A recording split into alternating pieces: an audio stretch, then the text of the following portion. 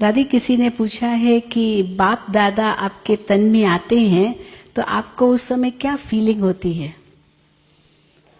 शुरू से ही जब बाबा का आना शुरू हुआ तो बाबा, साकार बाबा के संस्कार होने के बाद हम तो वैसे ही भोग लगाने बैठे हैं, क्योंकि हमारे ब्राह्मण परिवार का ये नियम है कि जो भी शरीर छोड़ता है उनको 13 दिन उसका भोग लगता है। पहले दिन जरूर लगता है, जब शरीर का संस्कार हो जाता है तो सभी तैयार होके पहले भोग लगाते हैं। रोज भी क्लास में कुछ न कुछ 13 दिन उसके प्रति भोग रखते हैं, थोड़ा सा ही, जो उस आत्मा को स्वीकार कराते हैं।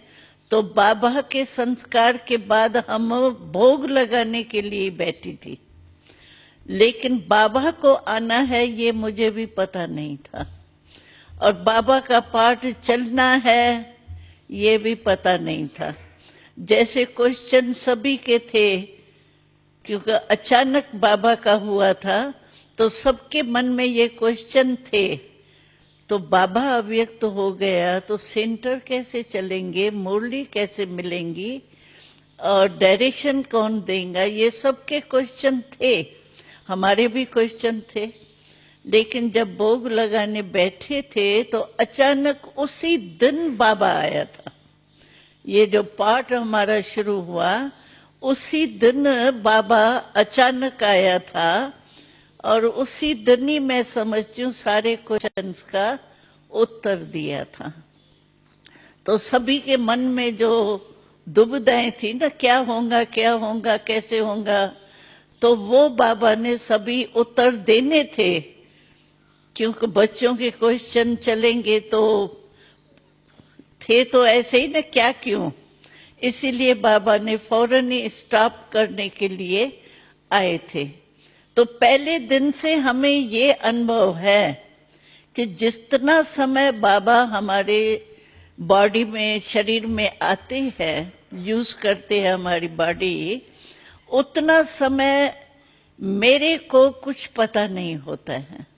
आत्मा तो मेरी यहाँ ही होती है शरीर में, क्योंकि आत्मा अगर 4-4 घंटा निकल जाए तो प्रवेश होना मुश्किल है।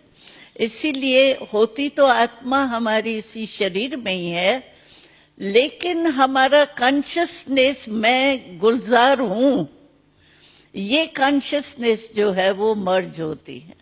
जैसे रेडियो होता है ना, रेडियो में या टीवी में आप जो भी आपको लाइन, क्या कहते हैं इसको, टीवी में क्या करते हैं, चैनल, हाँ, चैनल चैनल जो भी आप खोलो उसका आपको आवाज आएगा। बाकी चल तो सभी चैनल रहे हैं ना उस समय, ऐसे नहीं है बंद होते हैं, लेकिन स्विच हमारा बंद होता है। इसीलिए चैनल चलते हुए जिसका हम स्विच खोलते हैं वही हमको सुनाई देता है, देखने में आता है। इसी रीति से हमारे को बाबा जो सभा में होता है, मिलते हैं, आते हैं, जो भी होता है, इसका कॉन्शियसनेस हमारा बंद होता है। लेकिन मेरी क्या स्टेज होती है, इतना समय मैं अपने को बिल्कुल ऐसी मीठी साइलेंस में अनुभव करती हूँ। बहुत अच्छा अनुभव होता है उतना समय, एकदम जैसे डेड साइलेंस नहीं, स्वीट साइलेंस, एकदम जैसे बाबा के लव में लीन हूं या बीज रूप हूं, वो भी कुछ नहीं होता है, लेकिन एकदम स्वीट साइलेंस के स्टेज में जैसे मैं मग्न रहती हूँ। इसीलिए मुझे लौट के आने में थकावट नहीं लगती है, क्योंकि मैं तो बहुत अच्छी स्टेज से लौटती हूँ।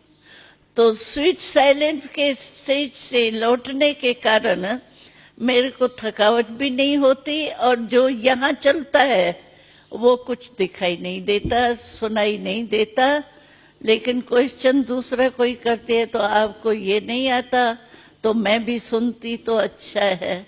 लेकिन मैं ये फायदा समझती हूँ कि जो स्वीट साइलेंस का बाबा हमको अनुभव कराता है वो हमारे लिए इतना ही अच्छा है जितना मैं सुनूं, और सेवा होती है मेरे शरीर द्वारा, उसकी खुशी और दुआएं जो है उसमें मैं संतुष्ट हूँ, मुझे क्वेश्चन नहीं उठता है।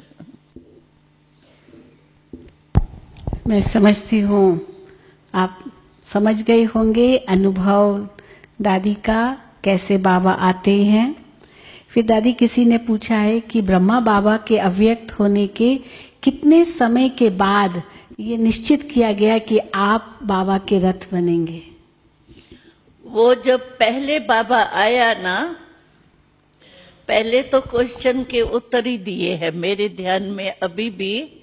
वो मुरली जो आप पढ़ेंगे तो उसमें पहले तो वारी जब आया बाबा तो सबको खुश करने के लिए कोई न कोई ऐसी बात बाबा ने कही, जैसे दादियाँ हैं या जो मुख्य भाई, उनको ऐसी बात कही जिससे उनको भास ना आवे कि बाबा आया हुआ है।